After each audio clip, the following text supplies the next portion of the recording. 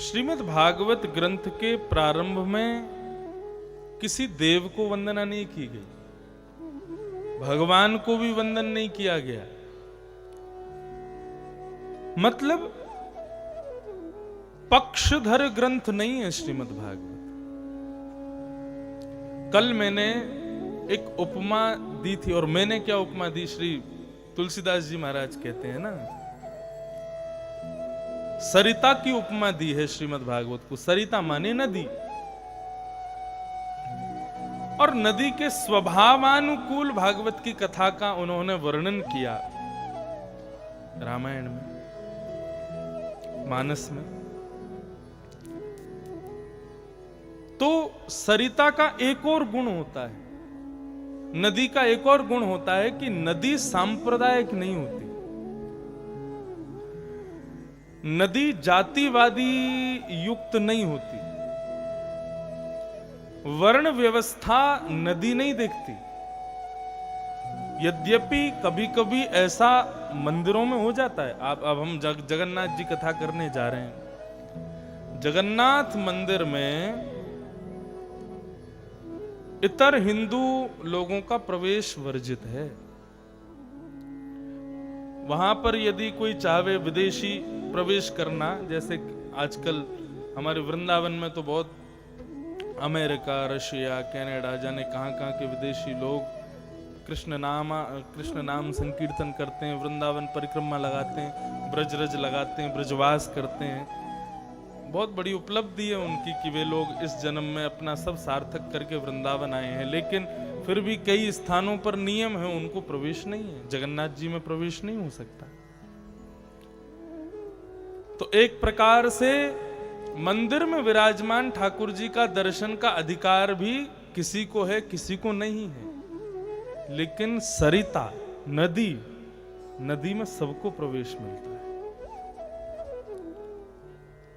मुस्लिम यदि सोचें कि गंगा हमारी मां नहीं है या गंगा से हमारा कोई उपयोग नहीं है, तो ये गलत है। ये संकीर्णता है उनकी बुद्धि की। गंगा कभी विचार नहीं करता कि मुझ में कोई संत स्नान कर रहा है या मुझ में कोई गली का अत्यंत मैल को अपने ऊपर धारण किया हुआ कोई सूकर आया है जल पीने के लिए। वो दोनों की प्यास बुझाती है।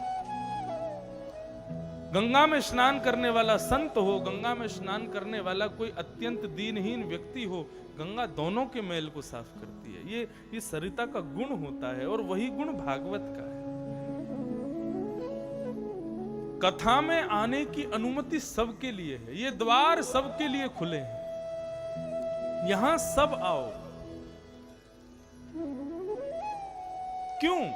क्योंकि कथा का स्वरूप हमारे हृदय के अंधकार को दूर करना है। और अंधकार वो तभी दूर कर सकती है जब वो ये विचार ना करे कि सामने बैठा हिंदू है, सामने बैठा क्रिश्चियन है, कोई और जाति का है, किसी और वर्ण का है, विदेशी है। इस प्रकार की भावना कथा में नहीं है। वो सरिता है, सबको स्वीकार करती है। सब पधारो, सब आओ।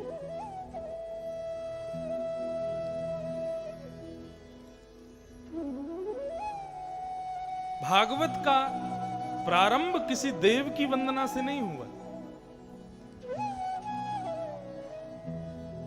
कोई कहे कि गणेश जी की वंदना है, कोई कहे राम जी की वंदना है, कृष्ण की वंदना है, जगदम्बे की वंदना है।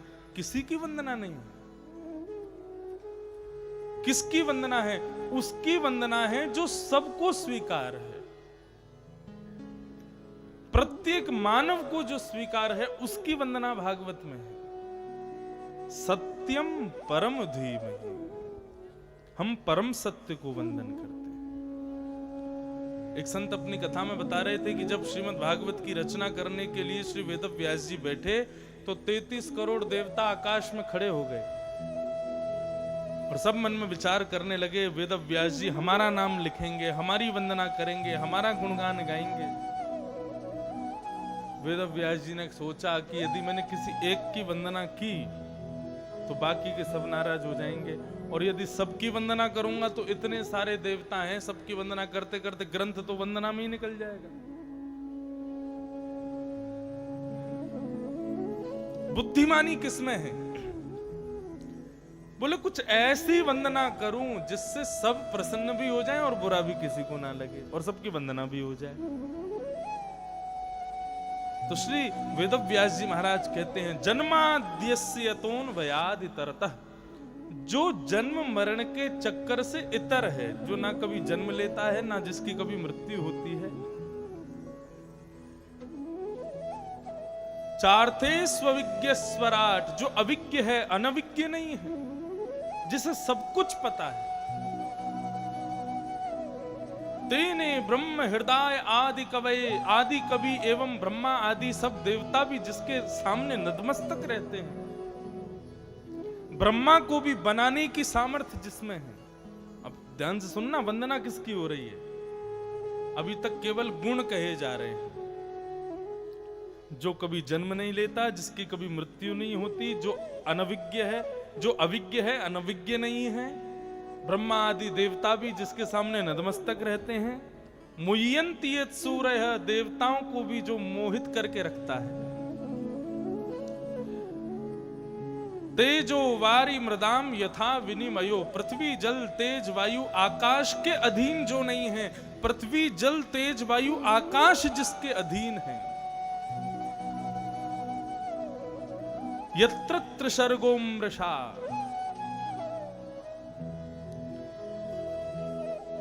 जो त्रिकालावादिक सत्य है, और अमृष,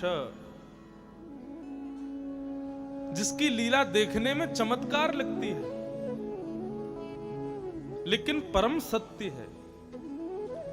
ऐसे धामना स्वेन सदा निरस्त कुहकम सत्यम परम धीमहि, ये गुणों से युक्त जो कोई भी है, उस परम सत्य को मैं प्रणाम करता हूं। कोई नाम नहीं कहा। अब देवता एक दूसरे का मुंह देख रहे हैं, बोले किसको वंदन किया है? बोले परम सत्य को वंदन किया है। अब गणेश जी यदि नाराज हो जाएं कि मेरी वंदना नहीं है, तो इसका मतलब आप खुद को परम सत्य नहीं मानते। बोले बाबा कहें मेरा नाम नहीं लिखा, तो फिर क्या आप परम सत्य नहीं है? दुर्गा मैया कहें मेरा नाम नहीं है, तो क्या वे परम सत्य नहीं है? वास्तव में देखा जाए तो परम सत्य जो कोई भी है, जिसको तुम सत्य मानते हो, मैं उसको वंदन करता हूं, मैं सत्य को नमन करता हूं। सत्य का एक स्वभाव होता है कि वो सर्वग्राही होता है, सब लेना चाहते हैं, सब अपने लिए पाना चाहते हैं सत्य को। झूठ को कोई नहीं स्वीकार करना चाहता। सत्य सबके लिए स्वीकार्य है, इसलिए वेदव्यास जी ने सत्य की वंदना की। कई जगह पर लोग भगवान को भी नहीं मानते, कई जगह लोग कोई परम तत्व होता है उसको भी नहीं मानते, लेकिन सत्य को तो वो भी स्वीकार करते हैं। उनके लिए सत्य की वंदना की। हमारे हिंदू वैदिक सनातन धर्म में यदि परम तत्व कोई है, भगवत तत्व कोई है, तो वो कोई और नहीं है, सत्य ही परम तत्व है, सत्य ही परमात्मा है, सत्य ही ईश्वर है। उस सत्य को हम वंदन करते हैं, और केवल सत्य को वंदन नहीं किया, परम सत्य को वंदन किया। सत्यम परम धीमहि, परम सत्य को मैं प्रणाम करता हूं। जो भी परम सत्य में है, मैं उसको नमन करता हूं। वास्तव में परम सत्य क्या है?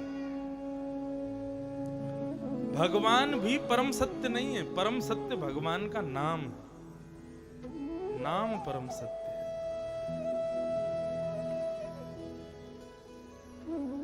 जो काम भगवान भी नहीं कर सकते, वो भगवान का नाम कर देता है। ये नाम की महिमा। भूत पिशाच निकट नहीं आवे, महावीर जब नाम सुना। महावीर को प्रकट होने की जरूरत नहीं है भूत पिशाचों को भगाने, केवल नाम भर बोल दो। नाम बोलने मात्र से महाराज भूत पिशाच भाग जाएंगे। कितनी बड़ी महिमा नाम की। नाम ही परम सत्य है। प्रथम शब्द जन्म और अंतिम शब्द परम। भागवत की संपूर्ण विषय इसी बात से प्रस्तुत हो जाता है, जो जन्म को परम तत्व तक पहुंचावे वही भागवत है। जो परम के चरणों में पहुंचावे वही भागवत है। जिसके जन्म को परम उदार बना दे, परम श्रेष्ठ बना दे, वही भागवत है। भागवत का विषय क्या है? तो कहते हैं धर्म प्रोजित के तवोत्र परमो। जिसके श्रवण के बाद हमारे हृदय में परम धर्म प्रकट हो जाए वही भागवत का विषय है। परम धर्म किसे कहते हैं? धर्म और परम धर्म दोनों में अंतर होता है।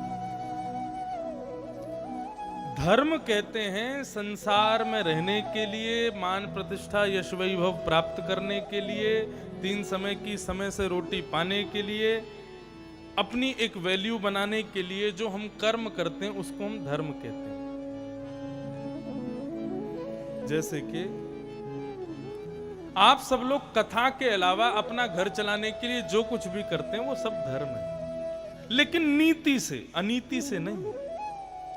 मेहनत करके, श्रम करके, परिश्रम करके जो भी आप कर्म करते हैं वो कर्म ही धर्म है। और परम धर्म क्या है? 2 तारीख से लेकर के 8 तारीख तक जनवरी में हर वर्ष जो खंडवा क्षेत्र करता है ये परम धर्म है। ये धर्म नहीं है, ये परम धर्म। धर्म स्वकल्याण के लिए होता है और परम धर्म आत्मा के कल्याण के लिए होता है। धर्म शरीर के कल्याण के लिए किया जाता है और परम धर्म आत्म कल्याण के लिए किया जाता है। धर्म जीते जी हम क्या करें उसको प्रतिपादित करता है और परम धर्म मृत्यु के बाद हमारा जीवन कैसा हो उसके लिए प्रतिपादित होता है। तो भागवत आपको धर्म नहीं सिखाती, श्रीमद् भागवत परम धर्म सिखाती। मानस आपको धर्म सिखाएगी। प्रातः काल उठ के रघुनाथा, मात पिता गुरु ना वही माथा, ये मानस सिखाएगी।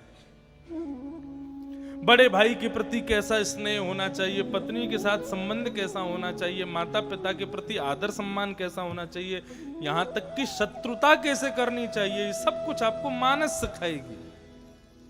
आपको रामायण रामचरित्र सिखाएगा। लेकिन श्रीमद् भागवत की कथा जीवन जिए कैसे ये नहीं सिखाएगी, मृत्यु कैसे सार्थक हो ये सिखाती है। हमारा अंत भला कैसे हो ये भागवत सिखाती है। अंत श्रेष्ठ कैसे हो ये भागवत से सीखे। इसलिए यहां पर लिखा धर्म प्रोजित के तवोत्र परमो। परम धर्म सिखाती है भागवत की कथा। दूसरी बात, ये तो था विषय। अब भागवत का अधिकारी कौन है? कथा सुनने तो हजारों लोग आ जाते हैं, लेकिन वास्तव में भागवत सुनने का अधिकार किसको है? जिस व्यक्ति के हृदय में निर्मत्सरता है उसको भागवत का अधिकार है। निर्मत्सराणाम सताम। निर्मत्सरता किसे कहते हैं?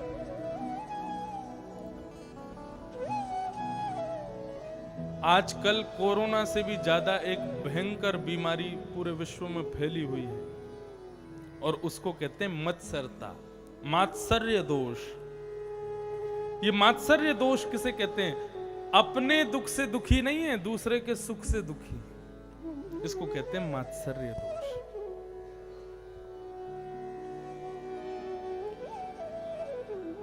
ये मात्सर्य दोष जिस व्यक्ति के भीतर है, माफ कीजिए, उसको कथा सुनने का अधिकार नहीं है। आप कहोगे कथा के द्वार तो सबके लिए खुले। अभी अभी तो आपने कहा कि भाई सरिता है, यहां तो सब आ सकते हैं, और कोई मात्सर्य युक्त व्यक्ति भी यहां पर आकर के बैठ जाए तो उसको कैसे रोकोगे और पहचानोगे कैसे कि उसके अंदर मात्सर्यता है? वो काम हमारा नहीं है। हमारा काम तो द्वार खोलना है। अंदर आकर के अब सरिता में जाकर के स्वयं के पापों को धोना और स्वयं के कपड़ों को धोना, दोनों में अंतर है ना। मूर्ख व्यक्ति कपड़े धोएगा और बुद्धिमान व्यक्ति स्वयं को धोएगा। जिसके अंदर मात्सर्य दोष है वो कथा में आएगा भी ना, तो कथा सबको शब्द ब्रह्म जब मैं बोलता हूं तो वक्ता के बोलते ही मुख से शब्द निकलते हैं। अब देखो कितना सुंदर स्वरूप है, ध्यान से सुनना। ये जो शब्द हम कथा में बोलते हैं, ये शब्द क्या हैं? इन शब्दों को कहा जाता है शाम वेद। ये शाम वेद है। ये जो हम गा बजा करके सुंदर श्लोकों का गायन कर करके जो हम कथा का गान करते हैं, ये शब्द ब्रह्म ही शाम वेद है।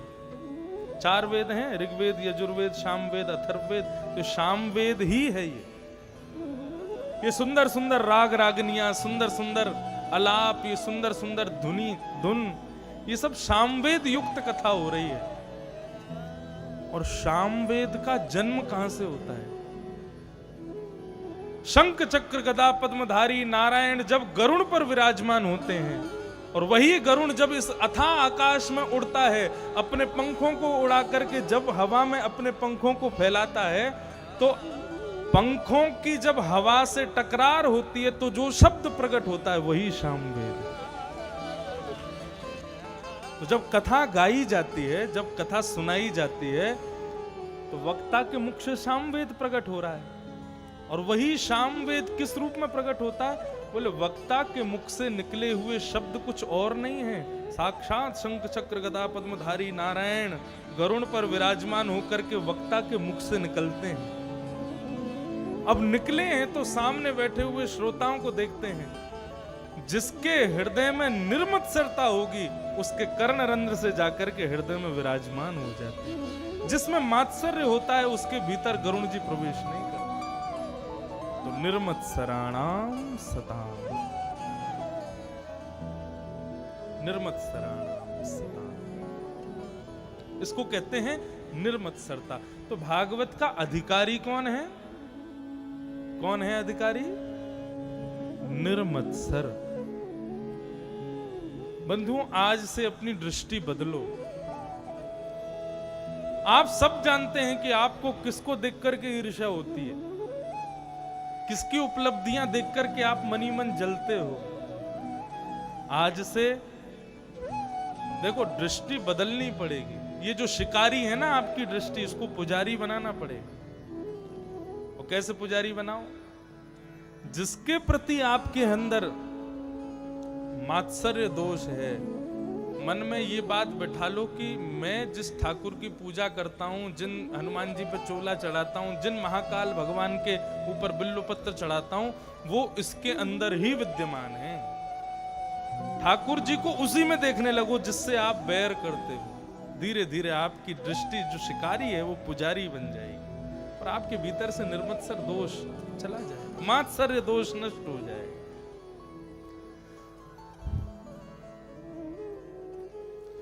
भागवत सुनने की दूसरी उपलब्धि क्या है?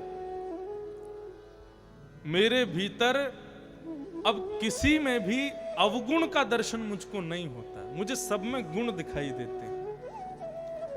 महाराष्ट्र में, आपके बॉर्डर पे ही महाराष्ट्र है, महाराष्ट्र के एक संत हुए, उनका नाम था विनोबा भावे। उनसे एक बार किसी ने पूछा कि महाराज, वास्तविक सच्चा संत किसे कहते हैं, कम शब्दों में बताइए। तो विनोबा भावे कहते हैं, जो खुद में अवगुण देखे और सब में सद्गुण देखे वही संत है। जो सब में सद्गुण देखे और खुद में अवगुण देखे। राक्षस कौन है पता है? राक्षस किसे कहते हैं? जो सब में अवगुण देखे, भगवान में भी अवगुण देखे और खुद में सद्गुण देखे, वही राक्षस है, वही दैत्य है। आज का मानव खुद में सद्गुण देखता है। कथा में कोई अच्छी बात बताई जाती है तो अगल बगल वाले से कहते हैं, ये जो बात बता रहे हैं ना, मेरे संग तो ऐसा ही होता है, मेरा तो स्वभाव ही ऐसा है, मुझे तो अवगुण किसी में दिखता ही नहीं है। अपने गुणों के पीछे ज्यादा प्रसन्न मत रहो। बंधुओं देखो,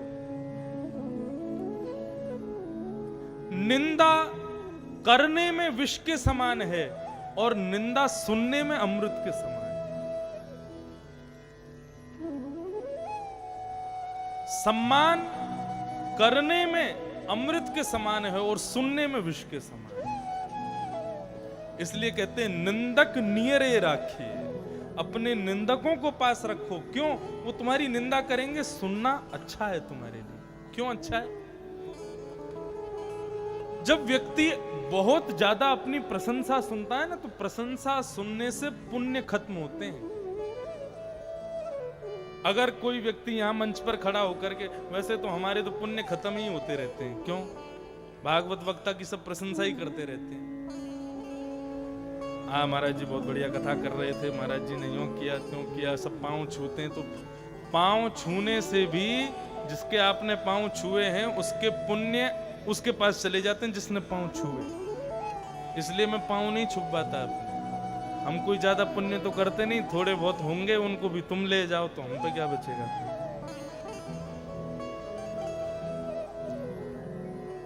इसलिए दूर से ही प्रणाम बहुत है। तो ज्यादा अपनी प्रशंसा सुनने से पुण्य नष्ट होते हैं। पुण्य का मतलब क्या है? आपने गंगा स्नान किया, तीर्थ यात्रा की, आदि आदि करके पुण्य कमाए। अब पुण्य भोगोगे कैसे? पुण्य भोगते कैसे? यश, वैभव, प्रशंसा, ये सब पुण्य के फलस्वरूप ही तो हमको प्राप्त होते हैं। तो जब हम लोग अपनी प्रशंसा सुनते हैं तो उसका मतलब है कि हमारे पुण्य क्षीण हो रहे हैं। और जब हम लोग अपनी निंदा श्रवण करते हैं, कोई हमको गाली दे रहा है, कोई हमसे गलत सलत बोल रहा है, कोई उल्टा सीधा बोल रहा है, उसको सुनने से हमारे पाप नष्ट होते हैं। इसलिए जितना हो सके अपनी निंदा सुनो, निंदा सुनने के आदी बनो। अपनी कोई प्रशंसा करे उसमें ज्यादा रुचि मत रखो। लेकिन कैसे बचें? स्तोत्रम कश्य न तुष्यत तुष्टये, तुष्टये है ना, स्तुति से कौन प्रसन्न नहीं होता? सब खुश होते हैं। इसलिए सब अपनी स्तुति सुनना चाहते हैं, लेकिन स्तुति सुनने में ज्यादा अपने आप को फंसाओ मत। कई जगह कथा होती हैं तो लोग कथा में सेवा इसी प्रलोभन से करते हैं, मंच पे हमारा नाम भूल जाएगा। आप तो अनुभवी होंगे इस बात का। कथा से कोई मतलब नहीं है। बोले किस वजह से? बोले सतनाम जी सवेरे माइक पर नाम तो भी बोल देंगे हमारा। महाराज जी को माला पहनाने में ज्यादा रुचि नहीं है क्या? वो नाम बोलेंगे कि आप उठ के आओ माला पहनाओ। अपना नाम सुनने में कितनी रुचि होती है।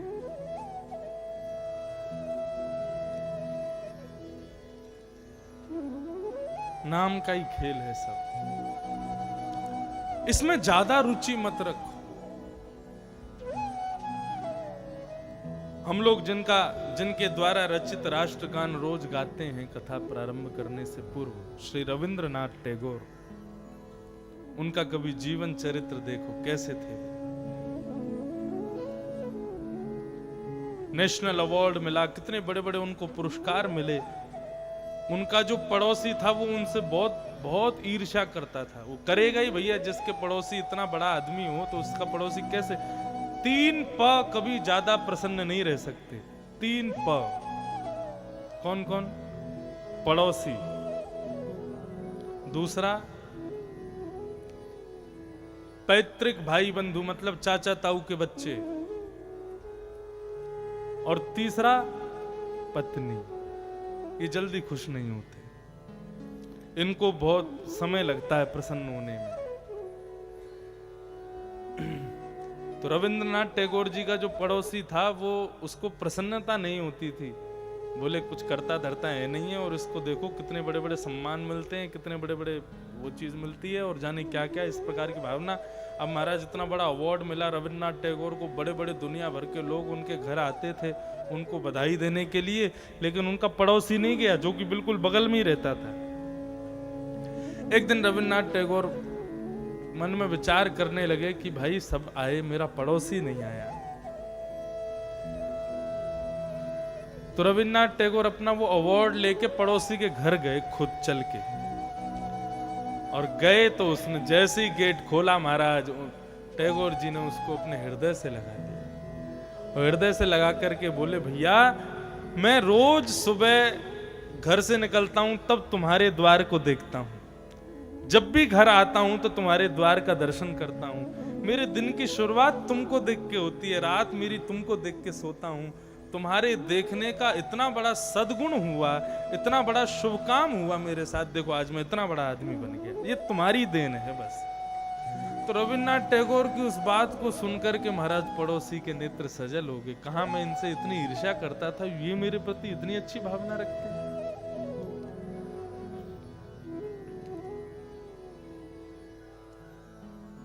महान व्यक्तित्व कभी भी अपनी प्रशंसा सुनने में रुचि नहीं रखता। तो भागवत का अधिकारी कौन है? जिसके अंदर निर्मत्सरता है, जिसके अंदर मात्सर्य दोष नहीं है, जो सबका भला चाहता है। नदियों का मंगल होए रे, वृक्षों का मंगल होए रे, सूरज का मंगल होए रे, ये मंगल गीत है, सबका मंगल गाया। इसी प्रकार बंधु, हम हिंदू क्यों हैं पता है आपको? हिंसया दूयते हृदयम यस्य स हिंदू। हिंसा से जिसके हृदय में पीड़ा होती है उसको हिंदू कहते हैं। हिंसा से, निंदा से, लड़ाई से, झगड़ा से जिसके हृदय को ठेस पहुंचती है उसको हिंदू कहा जाता है। हमारे हिंदू होने का सबसे बड़ा लक्षण ही यही है कि हम किसी से बैर नहीं करते, हम सबको गले लगाते हैं, इसीलिए हम हिंदू हैं। उसको चरितार्थ करो। आज का वेस्टर्न कल्चर आ रहा है, ठीक है, स्वीकार करो, लेकिन उस वेस्टर्न कल्चर के चक्कर में अपने कल्चर को मत भूलिए। आप हम हिंदू क्यों हैं ये मत भूलिए। हमारा स्वभाव सदैव सबका मंगल रहा है। सर्वे भवन्तु सुखिनः, सर्वे सन्तु निरामय, सर्वे भद्राणि पश्यन्तु, मा कश्चित् दुःख भाग् भवेत्।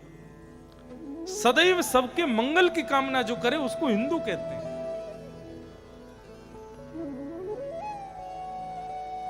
तो मात्सर्य दोष को निकालिए, निर्मत्सर बनिए, तब कथा आपको स्वीकार करेगी। देखो बंधु, मंदिर में आप दर्शन करने जाते हो, हजारों लोग मंदिर में जाते हैं। मैं कथा में कहा करता हूं, हजारों लोग मंदिर में दर्शन करने जाते हैं, सब ठाकुर जी को देखते हैं, लेकिन विशेषता ये है ठाकुर जी किसको देखते हैं वहां पे खड़े होकर। यहां पर इतने सारे लोग बैठे हैं कथा सुनने के लिए।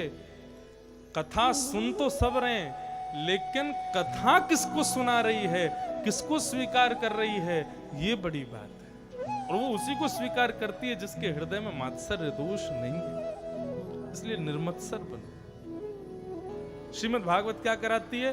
बोले कि हमारा श्री कृष्ण के साथ, बाल मुकुंद के साथ में हमारा नाता जोड़ती है। और कैसा नाता? बोले शिवदम, कल्याणकारी। जिस कथा को सुनने की इच्छा मात्र से हमारे हृदय में हरि समाचरेत, हरि हमारे हृदय में आकर के विराजमान हो जाते हैं, ऐसी भागवत की कथा को हम बारंबार प्रणाम करते हैं। आप लोग कथा सुनने के लिए पंडाल में आ गए, ये तो बहुत आगे की बात है।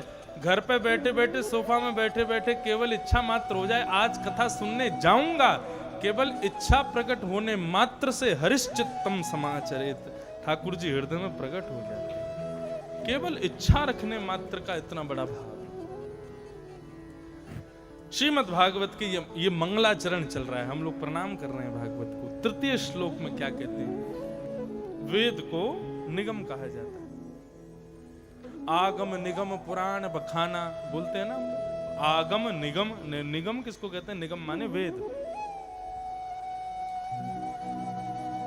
वेद रूपी एक कल्प वृक्ष है,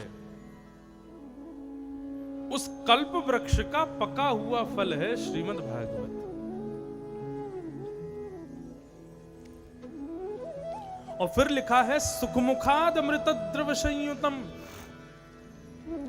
सुखदेव जी के मुख लग जाने से अमृत के समान हो गया ये फल, श्रीमद् भागवत रूपी फल। सुखदेव जी कहाँ हैं? हमारी भागवत जी के बगल में बैठे हैं, दिखाई दे रहे हैं आपको? ये सुखाचार्य जी, सुखदेव जी। अच्छा एक बात बताओ, सुखदेव जी महाराज तोते की आकृति में हैं, लेकिन कभी कभी मुझे लगता है कि ये सुख की आकृति हम व्यासों के लिए बनाई होगी, शुक्राचार्य जी ने। क्यों भाई? इसमें जो गुण हैं वो गुण व्यास में होने चाहिए। बहुत ध्यान से सुनना। श्रोताओं के तो बहुत कुछ बता दिया, मात्सर्य दोष से रहित होने चाहिए, आदि आदि सब। अब व्यास कैसा होना चाहिए वो भी सुनो। तोते के जैसा स्वभाव होना चाहिए व्यास का। तोते का स्वभाव कैसा होता है? चील को भूख लगती है ना, तो आम के वृक्ष पर चढ़ करके भोजन ढूंढती है, लेकिन आम को नहीं खाती। कबूतर को जब दाना चुगना होता है ना, तो वह भी आम के वृक्ष पर चढ़ करके दाना खोजता है, दूर दूर तक भोजन खोजता है, लेकिन आम को नहीं खाता। लेकिन तोते को जब भूख लगती है तो वो आम के वृक्ष के भीतर प्रवेश करेगा और उस वृक्ष में लगे हुए आमों में सबसे ज्यादा मीठा आम जो होगा उसको अपनी वनस्पति की विद्या से खोज लेगा और खोज करके उसमें चोंच मार देता है, स्वयं भी रस लेता है, फिर उसमें से 2-4 बूंद टपक करके नीचे जमीन में गिर जाती है, छोटे छोटे चींटी आदियों को भी रस दे देता है। और इतना ही नहीं, जब कोई आम तोड़ने के लिए आता है तो विशेष रूप से आम को घुमा के देखता है कहीं तोते का मुख लगा हो। क्यों? क्योंकि तोते का मुख लगते ही फल मीठा हो जाता है, उसका सेवन करते हैं। मतलब वक्ता कैसा होना चाहिए? बोले श्रीमद् भागवत रूपी फल के रस को स्वयं भी लेवे, खुद भी डूबे, दूसरों को भी डुबा दे।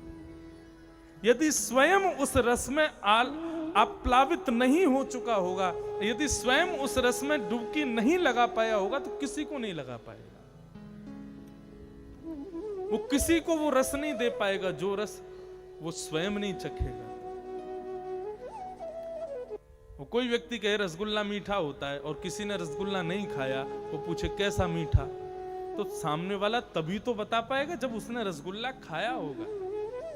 आप कहो भगवान कैसे हैं, मैं ये कब तक नहीं बता सकता जब तक मैं स्वयं ना जान लूं कि वे कैसे हैं, उनका स्वभाव कैसा, उनका रूप कैसा, उनका गुण कैसा। कई लोग कहते हैं हमसे, आपको कितने साल हो गए कथा करते हुए? मुझे तो अभी 6 वर्ष हुए।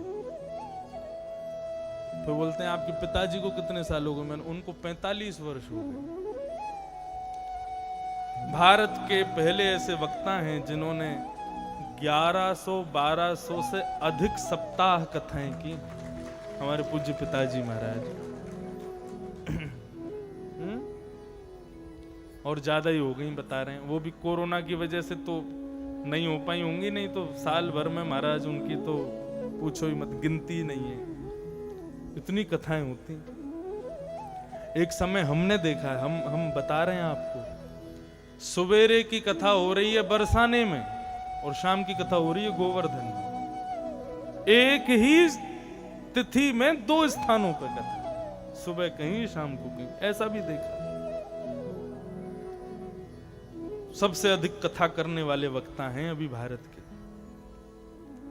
तो लोग कहते हैं आपके पिताजी ने इतनी कथाएं कर ली, 6 साल से आप भी कर ही रहे हो, टूटी फूटी कथा जैसी होती है आपसे। आपने कभी भगवान को देखा?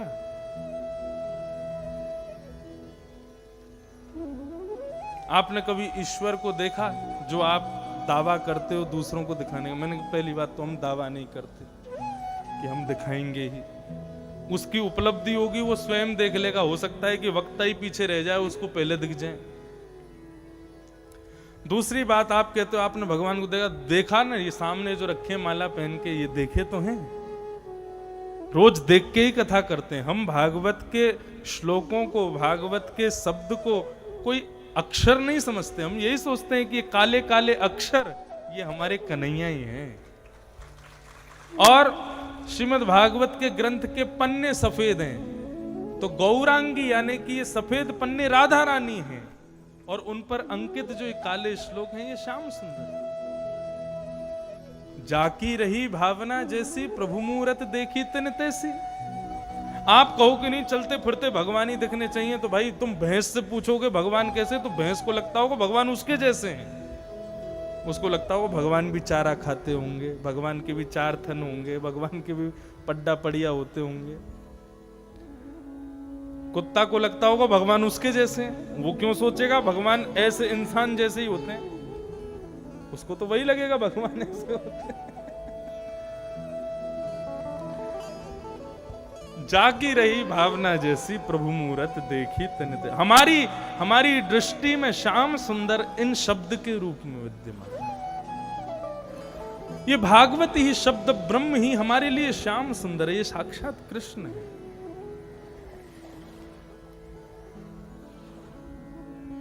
भगवान मिल जाएं, उनकी सबसे बड़ी उपलब्धि क्या है, हम क्या प्राप्त करेंगे उनसे? बोले भैया फिर किसी प्रकार का कोई कष्ट नहीं रहेगा, हृदय में किसी प्रकार का कोई संशय नहीं रहेगा। तो ये किसी भी प्रकार के कष्ट और संशयों का निवारण तो भागवत भी करती है, ये साक्षात कृष्ण ही तो है। इस प्रकार 3 श्लोकों में भागवत की वंदना की गई। नैमिषारण्य क्षेत्र में 88,000 सौनकादि ऋषि बैठे, सूत जी महाराज का आगमन हुआ।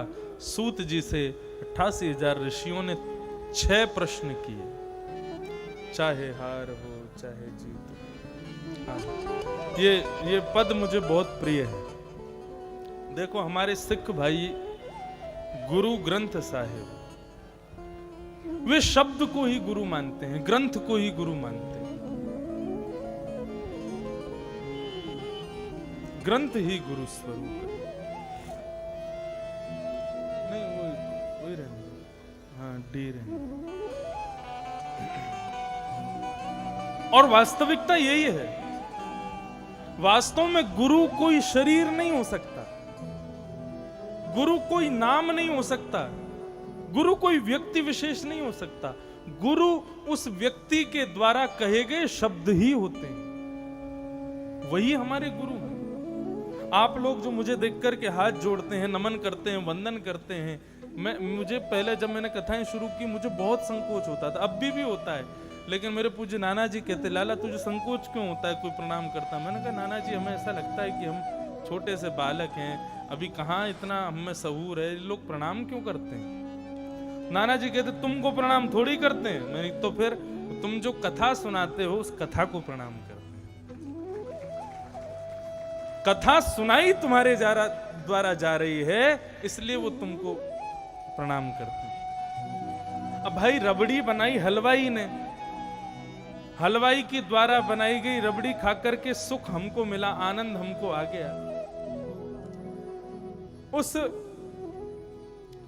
प्रेम से कोई नहीं आ जाए। गुरु कृपा, गुरु की श्रेष्ठता और गुरु की चरण के प्रति जो विश्वास है वो प्रगाढ़ यदि हो तो फिर कुछ करने की आवश्यकता नहीं।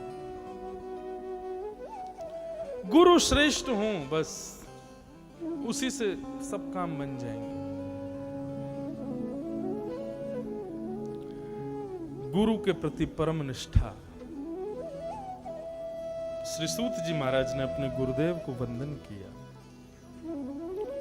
और उन सनकादियों के द्वारा प्रश्न किए 6 प्रश्नों के उत्तर को देते हुए अब वे कथा कहना प्रारंभ करते हैं। और क्या कह रहे हैं? सूत जी महाराज कहते हैं, सवई पुंसाम परो धर्मो यतो भक्तिर अदोक्षजे। अब बहुत ध्यान से सुनो।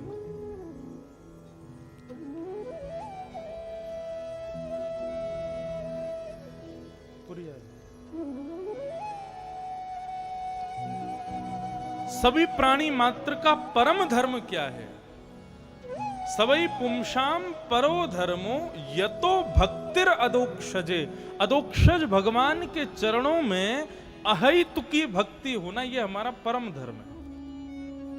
अहेतुकी किसे कहते हैं? अहेतुकी मतलब किसी कारण से नष्ट ना होने वाली भक्ति, उसको कहते हैं अहेतुकी भक्ति।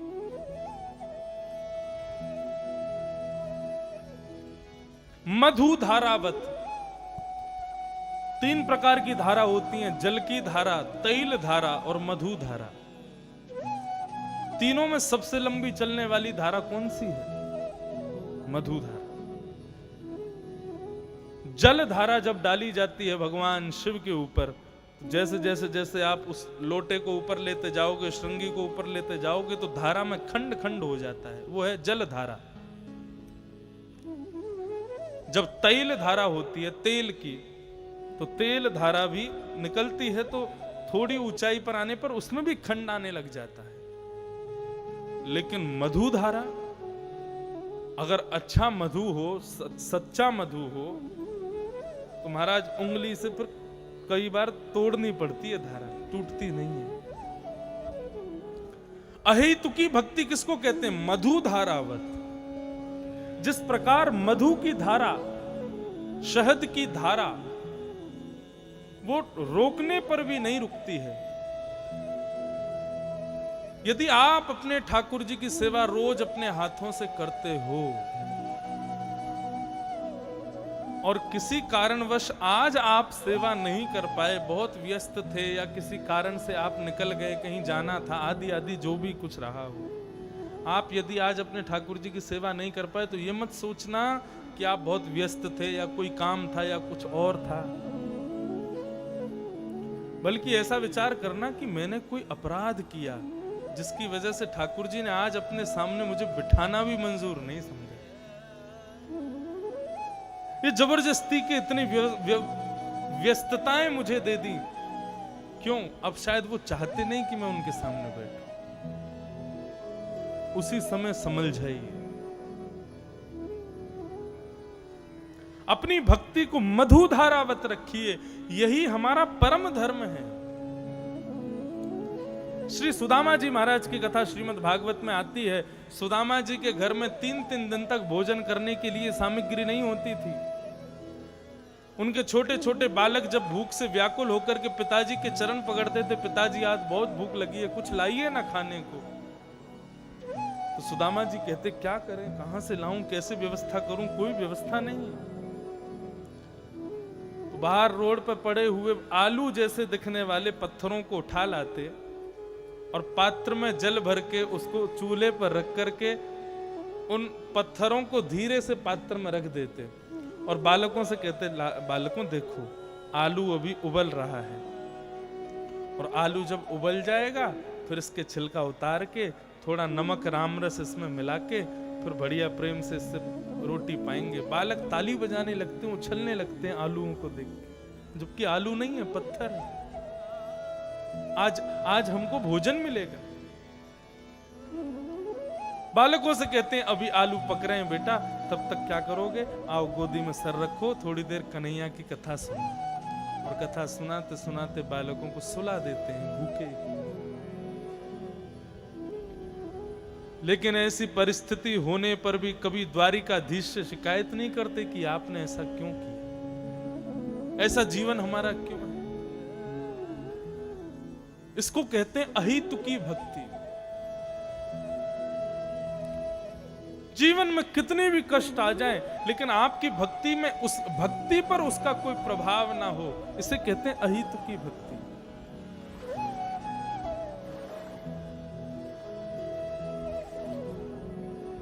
मीराबाई का चरित्र देखिए, कितनी विषम परिस्थितियां आई, लेकिन मीराबाई ने अपने गिरधर लाल को नहीं त्यागा। इसको कहते हैं अहेतुकी भक्ति। अहेतुक्य प्रतिहता, हमारी भक्ति अहेतुकी बनी रहे, यही हमारा परम धर्म है। अभी हम जा रहे हैं कथा करने के लिए जगन्नाथपुरी। जगन्नाथ भगवान का एक भक्त हुआ, उसका नाम था सालवेग।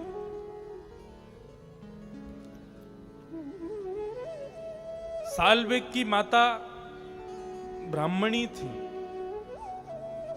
और सालवेग के पिता मुसलमान थे।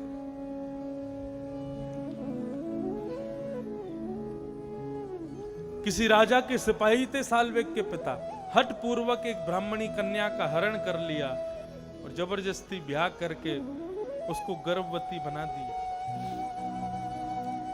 रात्रि के समय वो कन्या समुद्र में कूद करके अपने प्राणों का त्याग करने लगी, लेकिन मन में विचार करने लगी, मेरा जीवन तो सर्वनाश हो गया, लेकिन मेरे गर्भ में एक बालक है,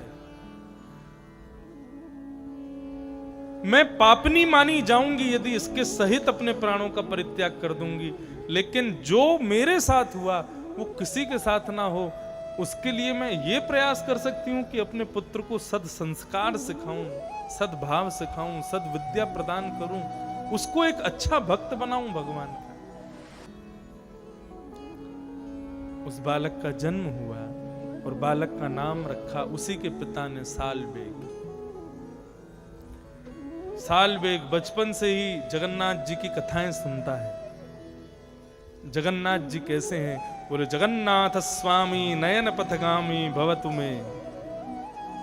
कैसे हैं जगन्नाथ भगवान? उनके संपूर्ण स्वरूप को आज तक सालबेग कभी जगन्नाथपुरी गया नहीं, कोसों दूर उसका गांव है, लेकिन केवल अपनी मां से सुन सुन करके उसको याद है कि जगन्नाथ जी कैसे हैं।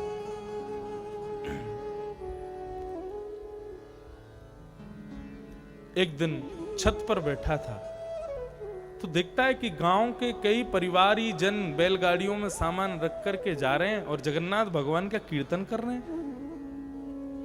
वो ऊपर से छत पे से सबसे पूछने लगा, अरे भैया, जगन्नाथ जी का कीर्तन कर रहे हो, आप लोग कहां जा रहे हो?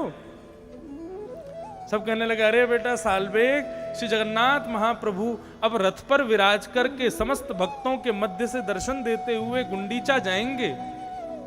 उनका दर्शन करने के लिए लाखों लोग पहुंच रहे हैं, हम भी वहीं जा रहे हैं। हमारी जो कथा स्थल है वो गुंडीचा मंदिर है, जहां पे रथ से ठाकुर जी जाते हैं। जो लोग खंडवा से जा रहे हैं, हमारे सरदार जी तो जा रहे हैं, और भी कई लोग खंडवा से पहुंच रहे हैं। जगन्नाथपुरी जो लोग नहीं आ पाएंगे वो लोग 12 तारीख से आस्था चैनल पे उस कथा का दर्शन करना। तो वहां हमारे ठाकुर जी का उत्सव है, हर वर्ष ये उत्सव होता है। और देखो, इस वर्ष तो चलो ठीक है, कोरोना काल भी थोड़ा थोड़ा शुरू हो गया, तो अभी हमारा भी जाना तो निश्चित है ही है। थोड़ा स्थान परिवर्तित हो रहा है, पहले बड़े इसी प्रकार माहौल में कथा हो रही थी, लेकिन अभी ऐसा है कि किसी बड़े हॉल में कथा क्रम रखेंगे। वो सब वहां व्यवस्थाएं चल रही हैं, पर कैसा क्या होता है सब अभी चल रहा है बात। इस साल जो लोग जगन्नाथपुरी नहीं जा पा रहे, उनको मैं अभी से निमंत्रण दे जाऊं। हमारे ठाकुर जी का हर साल उत्सव होता है 11 से 17 जनवरी, यानी कि मकर संक्रांति को हमारे ठाकुर जी का जन्मदिन होता है। और हर साल वो जन्मदिन अलग अलग स्थानों पर मनाया जाता है। आपके यहाँ भी 2 से 8 जनवरी तक कथा होती है। 8 जनवरी को यहाँ कथा, अगली साल जो भी महानुभाव पधारे उनको प्रणाम करके, और फिर 10 जनवरी को सब लोग पहुंच जाना। कहाँ? अगली साल कथा होगी अयोध्या में, अवध में। अवध में हमारे ठाकुर जी का जन्मोत्सव होगा, और उस कथा में दास भी सेवा करेगा कथा की, और सायंकालीन सत्र में हमारे जगत गुरु रामानुजाचार्य श्री राघवाचार्य जी महाराज भी कथा की सेवा करेंगे। अभी जगन्नाथपुरी में सुबह के सत्र में दास भागवत की कथा करेगा, और शाम को 5 साढ़े 5 बजे से उत्सव होगा, तो 4 बजे से 5:30 बजे तक पूज्य पिताजी महाराज उद्धव गोपी संवाद पर प्रवचन किया करेंगे रोज। तो ये जगन्नाथपुरी का ऐसा क्रम रहेगा। तो हमारी जो कथा है वो गुंडीचा में है। जगन्नाथ मंदिर और गुंडीचा मंदिर, इस बीच ही रथ यात्रा होती है। भगवान मंदिर से आते हैं, रथ में बैठते हैं और गुंडीचा जाते हैं। गुंडीचा बोलते हैं मौसी का घर है, और वहां ठाकुर जी फिर रहते हैं 6-7 दिन, वहां रह के फिर दोबारा रथ में बैठ के वापस आते हैं। लेकिन एक अप्रकट लीला वहां की है। जगन्नाथ जो है ना, जगन्नाथ मंदिर, उसको माना जाता है द्वारिकापुरी, और गुंडीचा मंदिर को माना जाता है श्री वृंदावन धाम। तो ठाकुर जी जो हर वर्ष ये रथ यात्रा करते हैं, मानो द्वारिकाधीश रथ में विराजमान होकर के ब्रजवासियों से मिलने वृंदावन जाते हैं और वृंदावन में कुछ दिन निवास करके फिर वृंदावन से पुनः लौट करके जगन्नाथ मंदिर आते हैं। इस बात का प्रतिपादन तब हुआ जब भगवान जगन्नाथ रथ यात्रा में रथ पर आरूढ़ होके जाते थे, तो जब जगन्नाथ मंदिर से गुंडीचा जाते थे तो चैतन्य महाप्रभु भावावेश में आकर के नृत्य करते हुए, उछलते कूदते हुए जाते थे। क्यों? वृंदावन जा रहे हैं।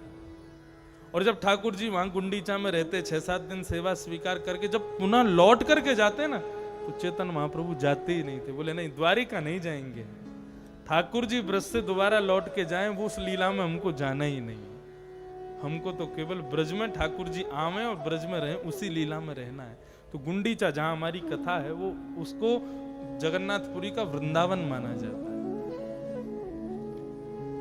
तो रथ यात्रा के लिए सारे गांव के लोग जा रहे थे। साल बेग ने मन बनाया कि मैं भी चलूं।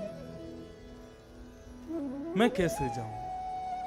अपनी मां से जाके प्रार्थना की, बोले मां पूरा गांव जा रहा है भगवान जगन्नाथ के दर्शन करने के लिए, मैं भी चला जाऊं? सालबेग की मां ने समझाया, बेटा तू नहीं जा सकता, तुम एक म्लेच्छ खानदान में जन्मे हो, तुमको अनुमति नहीं है। और यदि चले भी जाओगे रथ यात्रा में, दूर से खड़े होकर दर्शन कर भी लोगे, तेरे पिता को यदि पता चल गया तो तेरी अनुपस्थिति में मेरे प्राण तो चले जाएंगे, मुझे तो मार ही देगा, और लौट के तू आएगा तो तेरे साथ जाने क्या करेगा। इसलिए बेटा तुम यहीं रह करके अप्रकट भक्ति करो, बिना दर्शन किए अपने हृदय में ही जगन्नाथ जी का स्वरूप बिठाओ और यहीं से उनका स्मरण करो। रुदन करता हुआ सालबेग छत पर जाकर के बैठ गया और जगन्नाथपुरी जिस दिशा में है उस दिशा की ओर मुंह करके बैठ गया और जगन्नाथ भगवान से कहने लगा, ये मेरा दुर्भाग्य नहीं है कि मैं नहीं आ पा रहा, वास्तव में ये सब आपकी लीला है, आप चाहते ही नहीं हो कि मैं आऊं।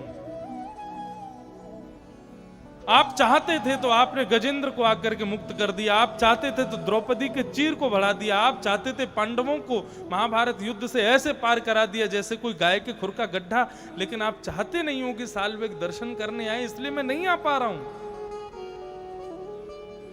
तब सालबेग ने उड़िया भाषा में एक स्तुति गाई, अहे नील शैल प्रबल तारण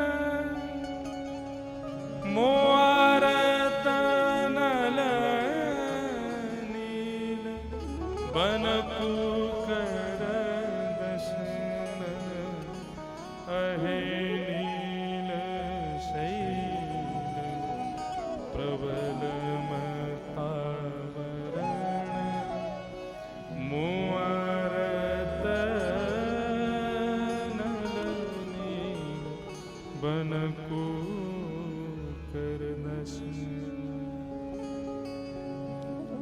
अरे नीलाचल पर्वत पर जगन्नाथपुरी है। सालबेग कहता है, अरे नीलाचल पर्वत के मतवाले हाथी जगन्नाथ। जगन्नाथ भगवान को कह रहा है, तू मतवाला हाथी है जगन्नाथ। जब जगन्नाथ जी रथ पर बैठने के लिए मंदिर से निकल के आते हैं, तब आप लोग टीवी पे देखा करो जगन्नाथ जी कैसे आते हैं। श्री मंदिर में जाते हैं तो खूब सारी सीढ़ियां हैं, उन सीढ़ियों पर कूद कूद के आते हैं। आगे पीछे सब पुजारी लोग उनको रस्सी वस्सी बांध देते हैं, बढ़िया कंधे पे उनके हाथों को टांग लेते हैं और फिर कूद कूद के उछाल के उनको लेके आते हैं, मानो जैसे कोई पर्वत से कोई गजराज उतर करके आ रहा है।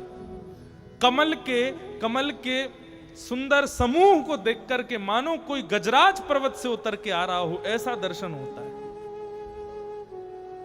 उस दर्शन को करते हुए अपने नेत्र बंद करके वो सालबेग कहता है, अरे नीलाचल पर्वत के मतवाले हाथी जगन्नाथ, मेरे हृदय के जो आर्त हैं ये आर्त ही कमल के समान हैं। तुम आकर के अपनी सूंड से, कृपा रूपी सूंड से मेरे आर्त रूपी कमलों को ध्वस्त कर दो और मुझे अपना दर्शन करा दो जगन्नाथ। इस प्रकार उसने पूरी स्तुति गाई। यहां सालवेग बैठा बैठा स्तुति गा रहा था, और वहां कोसों दूर जगन्नाथ भगवान के रथ को जब लाखों वैष्णवों ने खींचना शुरू किया, रथ को आगे बढ़ाना शुरू किया, सुभद्रा जी का रथ चला गया, बलराम जी का रथ चला गया, लेकिन जैसे ही जगन्नाथ भगवान का रथ खींचना शुरू किया, रथ स्तब्ध हो गया। लाखों की तादाद में भक्त वैष्णव रथ को खींच रहे हैं, खींच खींच करके पसीना पसीना हो गए, लेकिन रथ तस से मस नहीं हो रहा। सारे पुजारी सोचने लगे हमसे कोई अपराध तो नहीं हो गया, अरे भाई भोग लाओ, ये लाओ, वो लाओ, ये सब करें, लेकिन रथ नहीं खींचता।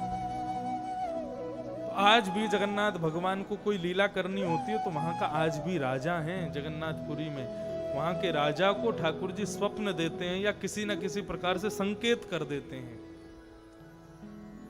राजा ने जाकर के जब प्रणाम किया तो श्री जगन्नाथ भगवान ने संकेत किया, मेरा रथ आज आगे नहीं चलेगा। बोले क्यों? इतने लाखों भक्त आपके रथ को खींच रहे हैं, क्यों नहीं चलेगा? बोले इन समस्त लाखों भक्तों की हृदय की भावना से भी बड़ी भावना है कोसों दूर बैठा हुआ मेरा सालवेग। जब तक वो आकर के मेरे रथ का स्पर्श नहीं करेगा तब तक मेरा रथ आजा नहीं चलेगा। राजा ने अपने समस्त सैनिकों को, दूतों को भेजा, जाओ जाकर के सालवेग को लेकर के आओ। सालवेग को पालकी में बैठा करके सब लोग लेकर के आए। महाराज जहां तक नजर पड़ रही है समुद्र के समान भक्त जन बैठे हैं, और उन समस्त भक्तों के बीच में जगन्नाथ भगवान का रथ खड़ा है। ठाकुर जी ना भोजन कर रहे हैं, ना भोग लगा रहे हैं, ना दर्शन दे रहे हैं, केवल स्थिर होकर के खड़े हैं। सालवेग आएगा, आज उसी के दर्शन करके हम आगे बढ़ेंगे। जैसे ही सालवेग एक पालकी में बैठ करके उस सभा में उपस्थित हुआ, उस रथ यात्रा में प्रवेश करता है, सालवेग की पालकी आते ही रथ पर बैठे हुए जगन्नाथ भगवान का विग्रह मचलने लगा, आनंदित हो गया, और मानो राजा से संकेत कर रहे हो कि इस भक्त को लाओ, ला करके मेरे हृदय से लगा दो। सालवेग ने आज पहली बार जगन्नाथ जी का दर्शन किया, घुटने के बल बैठ करके खूब रोया। राजा ने कहा, बेटा अब किसका इंतजार कर रहे हो? दौड़ करके जाओ और अपने प्रियतम को अपने हृदय से लगा दो। दौड़ करके सालवेग रथ पर चढ़ गया और विशाल जगन्नाथ भगवान के विग्रह को जैसे ही अपने हृदय से लगाया, बिना किसी भक्त के खींचे ही रथ आगे बढ़ने लग गया अपने आप। आज भी श्री जगन्नाथ भगवान वस्त्र धारण करने से पहले सालवेग के नाम की अंकित एक वस्त्र को मानो हृदय से धारण करके वस्त्र के रूप में पहनते हैं, उसके बाद वस्त्र धारण करते। ऐसे कृपालु श्री जगन्नाथ भगवान, इसको कहते हैं अहेतुकी भक्ति। क्या कहते हैं? और ऐसी भक्ति होना ही हमारा परम धर्म है। यही हमारा परम धर्म।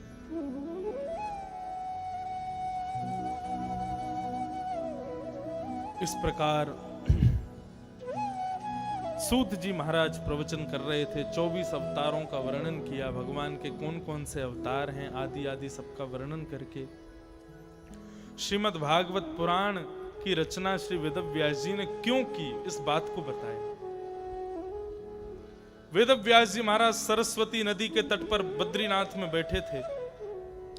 द्वापर युग का अंत होने वाला था, तभी उन्होंने मन में विचार किया, नेत्र बंद करके अपनी दिव्य दृष्टि से देखा कि भाई भारत के और पूरे विश्व के लोग कलयुग में कितने संकीर्ण बुद्धि के होने वाले हैं।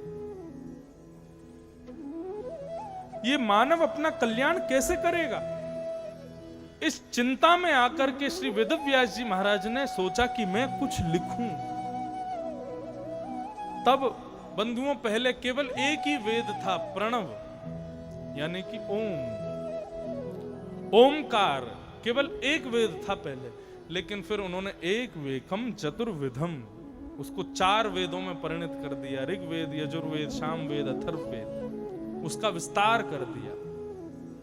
लेकिन विस्तारीकरण करके भी मन को शांति नहीं हुई। वेद इतने कठिन हैं, हर कोई पढ़ नहीं पाता। वेद के पढ़ने वालों के नियम इतने हैं, शिखा सूत्र होनी चाहिए, ब्राह्मण कुल होना चाहिए, तभी वेद पढ़ सकते हो, अन्यथा नहीं पढ़ सकते। आदि आदि सब नियम बना दिए, मानव कल्याण फिर भी नहीं हुआ। महाभारत आदि इतिहास लिखे और उसके बाद 18 उपपुराण लिखे और 17 महापुराण लिखे। इस प्रकार वेद व्यास जी महाराज लिखते ही चले गए, लेकिन मन को शांति नहीं मिली। तब एक दिन बड़े दुखित मन से बैठे थे सरस्वती के तट पर, तभी वहां पर श्री नारद जी महाराज का आगमन हुआ। बहुत ध्यान से सुनना। नारद जी महाराज ने आकर के कहा, वेद व्यास जी आप दुखी क्यों हो, आपका चेहरा इतना मुरझाया हुआ क्यों है? तब श्री वेद व्यास जी महाराज ने कहा, बोले मैं इतना कुछ लिख चुका हूं मानव कल्याण के लिए, लेकिन पता नहीं मेरे मन को संतोष नहीं हो रहा। मुझे लग रहा शायद अभी भी कहीं कुछ रह रहा है, कुछ कमी रह गई है। तब श्री नारद जी महाराज बोले, आपको बुरा ना लगे तो मैं बताऊं क्या कमी रह गई है? बोले हाँ हाँ बताइए। तब श्री नारद जी कहते हैं, भवतानुदित प्रायम यशो भगवतो मनम येनैवासो न तुष्येत मन्येतद् शरणखिलम्। प्रभु में ध्यान से सुनिएगा, मैं बता रहा हूं कहां कमी रह गई है। आपने चतुर्विध पुरुषार्थ कैसे प्राप्त हो यही लिखा है बस। चतुर्विध पुरुषार्थ किसको कहते हैं? धर्म, अर्थ, काम और मोक्ष। इनको क्या कहते हैं? चतुर्विध पुरुषार्थ। व्यक्ति धर्म कैसे करे, व्यक्ति अर्थ कैसे कमावे, अपनी कामनाओं की पूर्ति कैसे करे और मोक्ष को कैसे प्राप्त करे, केवल इन चारों का ही वर्णन किया है हर जगह पे। लेकिन यदि कोई व्यक्ति भगवत प्राप्ति करना चाहता, उसके लिए आपने कोई मार्ग नहीं बताया। भगवत प्राप्ति का मार्ग क्या है?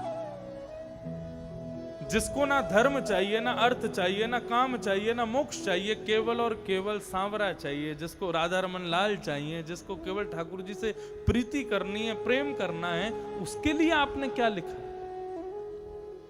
वेद व्यास जी बोले, ऐसों के लिए तो मैंने कुछ भी नहीं लिखा। बोले इसीलिए मन अशांत है। धर्म, अर्थ, काम, मोक्ष तो व्यक्ति कई बार अपने पूर्व जन्मों के कृत्य के अनुसार भी प्राप्त कर लेता है, लेकिन भगवत प्राप्ति कैसे करेगा ये आपने कहीं नहीं बताया। आपने सब जगह केवल भगवान है, भगवान है, भगवान है, भगवान को इतना डरावना बना दिया, सब डरते रहते हैं उनसे। वो भगवान किसी के बुलाने पर माखन खाने भी आते हैं। छछिया भरी छाछ पर नाच नचायो, एक श्लोक तो इतना सुंदर है, वो मैं कहता हूं तो मुझे आनंद आ जाता है। यस्या लिंदे ब्रह्म वसता, आहा, ऐसे ब्रह्म का आपने कहां वर्णन किया है? कैसे ब्रह्म का? श्रुतिम अपरे स्मृतिम अपरे नीतिम अपरे भजन्तु भव भीता अहम तु नंदम वंदे यस्या लिंदे ब्रह्म वसता। कितना सुंदर वर्णन है, ध्यान से सुनना। ब्रह्मा जी कह रहे हैं कि मैं पर ब्रह्म को खोजने निकला। तो पर ब्रह्म को खोजने के लिए सबसे पहले मैं कहां गया? श्रुतियों के पास गया। श्रुति किसे कहते हैं? वेद। तो जब मैंने वेद में खोजा तो मुझको भगवान नहीं मिले। उसके बाद कहां गया? बोले मैं स्मृतियों के पास गया, मुझे स्मृति में भी भगवान नहीं मिले। फिर कहां गए? बोले नीति शास्त्र के पास गया, लेकिन नीति शास्त्र पढ़कर के भी मुझको भगवान नहीं मिले। फिर कहां गए? बोले बड़े बड़े भजन करने वाले तपस्वियों के पास गया, मुझे वहां भी भगवान नहीं मिले। तब किसी ने कहा तो फिर भगवान मिले कि नहीं मिले? बोले मिले ना। बोले कहां मिले? बोले अहम तु नंदम वृंदे। जब मैं वृंदावन में गया और नंद भवन के सामने से निकलने लगा तो मैंने क्या देखा? बोले यस्या लिंदे ब्रह्म वसिता। बोले जब मैं वृंदावन में गया तो वृंदावन में नंद भवन की दहली, दहली समझते हैं, सब समझते हैं आजकल, लेकिन दहली होती है छोटी छोटी। आप लोग पुराने मंदिरों में जाओगे जो आज से 100, 150, 500 साल पहले बने, उनकी दहली कितनी ऊंची होती है, लोग उनको प्रणाम करके भीतर प्रवेश करते। पहले के घरों में भी दहली ऊंची होती थी। क्यों? कहीं कोई सर्प, कहीं कोई कीड़ा मकोड़ा भीतर से रेंगने वाला कोई भीतर सहजता से आ ना सके, इसलिए घर की दहलियां ऊंची बनाते थे। और छोटे छोटे बच्चे ये घर से बाहर ना भग जाएं, इसलिए भी ऊंची बनाते थे। ब्रह्मा जी कहते हैं जब मैं वृंदावन में नंद भवन के सामने से निकलने लगा तब मैंने क्या देखा? बोले नंद भवन के दहली पर नन्ना सा एक बालक दहली को पार करने के लिए अपना एक पैर पल्ली तरफ लटका करके खड़ा है और उसी दहली पे ही टिक गया है। अब ना यहां उतर पा रहा है ना वहां उतर पा रहा है।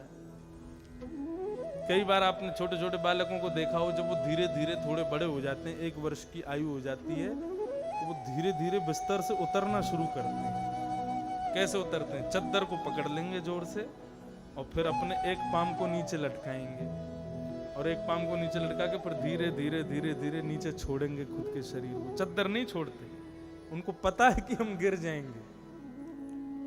कई बालक तो इतने चतुर और होते हैं, ऊपर से तकिया फेंक देते हैं नीचे, गिरेंगे तो यहाँ पे गिरेंगे, लगेगी तो भी नहीं।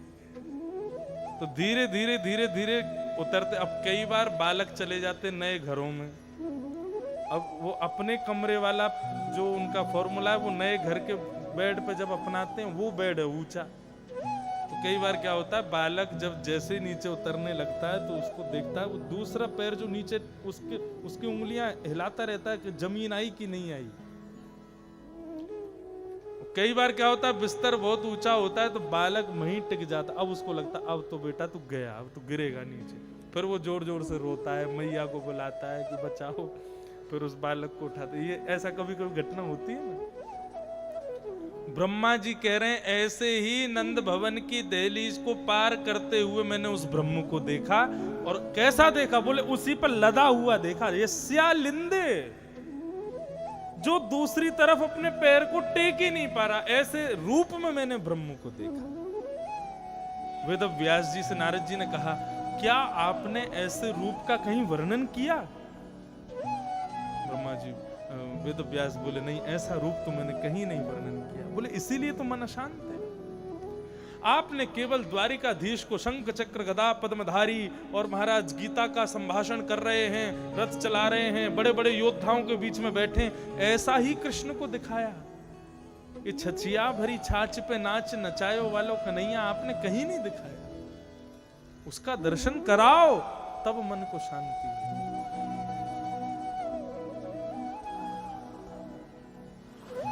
तब श्री वेदव्यास जी महाराज बोले, मैं क्या करूं, कैसे करूं, किस प्रकार ऐसे ब्रह्म का वर्णन करूं। समाधि नानुस्मर तद विचेष्टितम, समाधि लगाओ। नारद जी महाराज ने अपने पूर्व जन्म की कथा सुनाई। मैं एक दासी पुत्र था, मेरी माँ घर घर में काम करती थी। एक बार मेरे यहाँ चातुर्मास के लिए संत आए थे। उन संतों के यहाँ मेरी माँ ने मुझको कुछ छोटी छोटी सेवाएं दे दी। मैं सेवा करता था, संतों की कथा सुनता था। नारद जी सुना रहे हैं। 4 महीने बाद जब संत जाने लगे तब मैंने उनसे कहा कि मुझे अपने साथ ले चलो, मुझे अब यहां नहीं रहना। तब मेरी माँ ने कहा कि भाई ये तो मेरी बुढ़ापे की लाठी है, ये कहाँ जाएगा मुझे छोड़ करके। तब संतों ने कहा, बेटा अभी तुम माँ की सेवा करो, हम तुमको एक श्लोक दे जाते हैं, इस श्लोक का जितना हो सके गान करना। तब उन संतों ने मुझे एक श्लोक प्रदान किया। नमो भगवते तुभ्यं वासुदेवाय धीमहि प्रद्युम्नाय निरुद्धाय नमः संकर्षणाय च। ओम नमो भगवते वासुदेव, ये मंत्र मुझे प्रदान किया। इस मंत्र का आश्रय लेकर के नारद जी महाराज कहते, मैंने खूब जप किया, खूब नाम गाया। एक दिन मेरी मां को एक सर्प ने डस दिया, मेरी मां की मृत्यु हो गई। मां का संस्कार करके मैं वन में निकल गया और वन में जाकर के मैंने खूब इस मंत्र का जाप किया। मेरे हृदय में ठाकुर जी का एक स्वरूप प्रकट हो गया। मैं उस स्वरूप का दर्शन करके आनंदित होने लगा, लेकिन तत्क्षण ही वो स्वरूप अंतर ध्यान हो गया। जैसे अंतर ध्यान हुआ, मैंने विरह से कातर होकर के नेत्र खोले और कहा, हे प्रभु, हाँ नाथ, कहां हो? तब आकाशवाणी हुई कि नारद, हे बालक, तुम अभी मेरी प्राप्ति के लिए परिपक्व नहीं हो, मैंने अपना दर्शन करा दिया है बस। अब इसी दर्शन का चिंतन करते करते अपने प्राणों का त्याग कर देना, अगले जन्म में तुम्हें मेरी प्राप्ति होगी। मैंने उसी स्वरूप का चिंतन किया, खूब मंत्र का गान किया। प्रलयकालीन समुद्र में जब समुद्र ये पूरा संसार डूब गया, मेरी मृत्यु हो गई, तब अगले जन्म के रूप में मैं भगवान का दास हरिदास नारद बन करके प्रकट हो गया। आज मैं हरिदास हूं। देवदत्तामिमां वीणां स्वर ब्रह्म विभूषिता मूर्छयित्वा हरिकथा गायमानश्चराम्यहम्।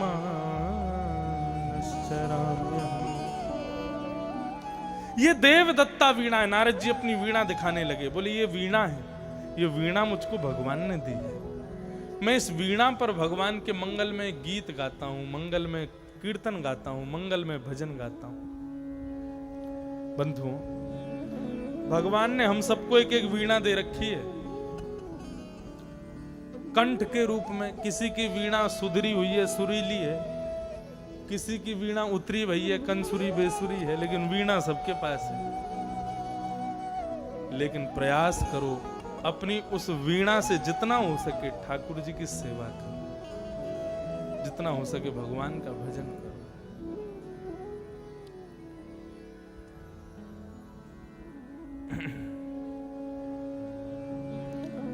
श्री नारद जी महाराज कहते हैं, मैं इस वीणा पर भगवान का भजन करता हूं, मैं केवल भगवान का ही कीर्तन गाता हूं। इस प्रकार तपस्या का फल क्या होता है नारद जी ने बताया, और बता करके कहा कि अब आप इसी मार्ग पर चल करके एक दिव्य ग्रंथ की रचना करो। श्री वेदव्यास जी महाराज ने समाधि लगाई, और समाधि लगा करके जब नेत्र खोले तो समाधि में ही एक ग्रंथ तैयार हो गया। उसी ग्रंथ का नाम है श्रीमद् भागवत। बोलो भागवत महापुराण की जय।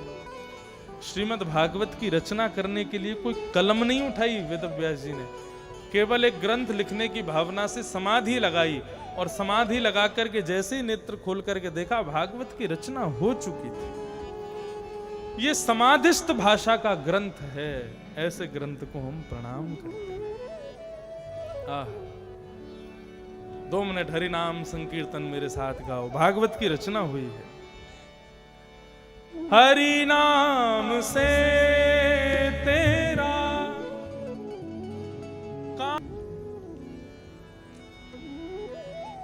लोकस्य जानतो विद्वान् चक्रे सात्वत संहिता।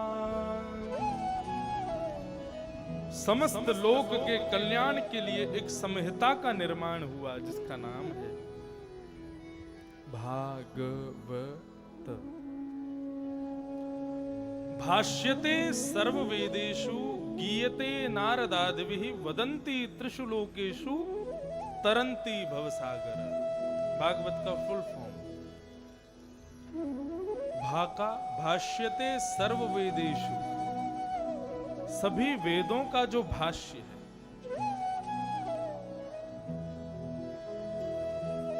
गीयते नारदादिभिः, नारद आदि भी जिसका गुणगान गाते हैं। और वदंती त्रिषु लोकेषु, तीनों लोकों में जिसका गुणगान जो वंदनीय है, तीनों लोकों में जो वंदनीय है। और त से तरंती भवसागर, जो इसके सन्निधि में आता है उसको भवसागर से जो पार कर दे वो भागवत। भागवत के 4 और भी अर्थ हैं। भा से भक्ति, गा से ज्ञान, व से वैराग्य, त से त्याग। ये भागवत, ऐसी भागवत उनकी रचना हुई। और भागवत की रचना के पश्चात वेद व्यास जी महाराज ने भागवत की रचना तो कर दी, अब उनके मन को शांति मिली, सुख मिला। मन को सुख मिला तो अब मन में विचार करने लगे, अब इस भागवत संहिता को घर घर में जन जन तक कैसे पहुंचाऊं मैं। तो बंधुओं, वेद व्यास जी के पुत्र ही हैं श्री सुखदेव जी महाराज, परंतु ये पुत्र बने कैसे, उसकी बड़ी विचित्र कथा है। सुखदेव जी कौन हैं? बोले राधा रानी के पिंजरे के पक्षी हैं, जो नित्य गोलोक धाम में विराजते हैं। राधा रानी बोलती है कृष्ण बोलो, माधव बोलो, श्याम बोलो, मनमोहन बोलो, तो तोता तो रट लेता है, सब बोल देता है। लेकिन एक दिन स्वयं श्री कृष्ण जब गोलोक धाम में पधारे, सबने प्रणाम किया, लेकिन तोते ने प्रणाम नहीं किया, शुक्राचार्य जी ने प्रणाम नहीं किया। तो श्री राधा रानी के मन में भाव आया, इन्होंने प्रणाम क्यों नहीं किया, इतना नाम गाता है फिर भी प्रणाम क्यों नहीं किया।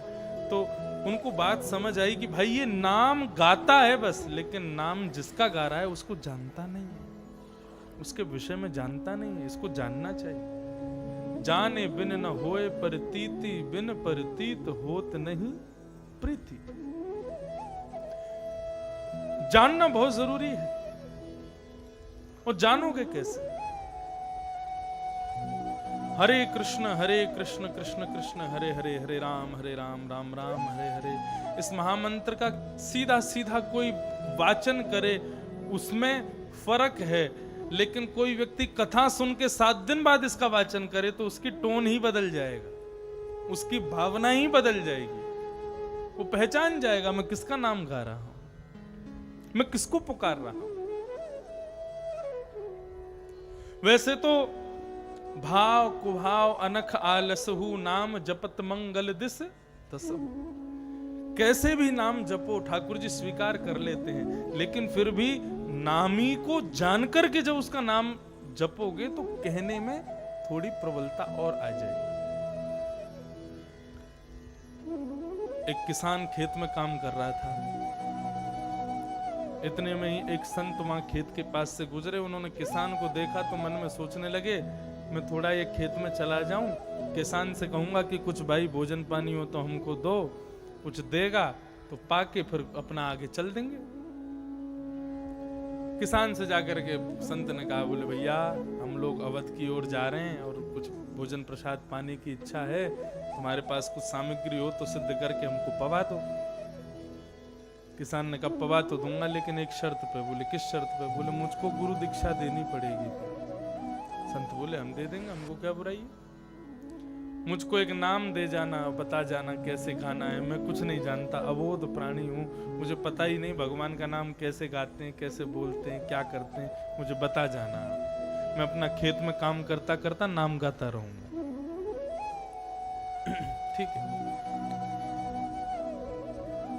अब महाराज जैसे ही भोजन प्रसादी हुई तो संत ने कहा कि भाई आओ तुमको नाम दे जाएं।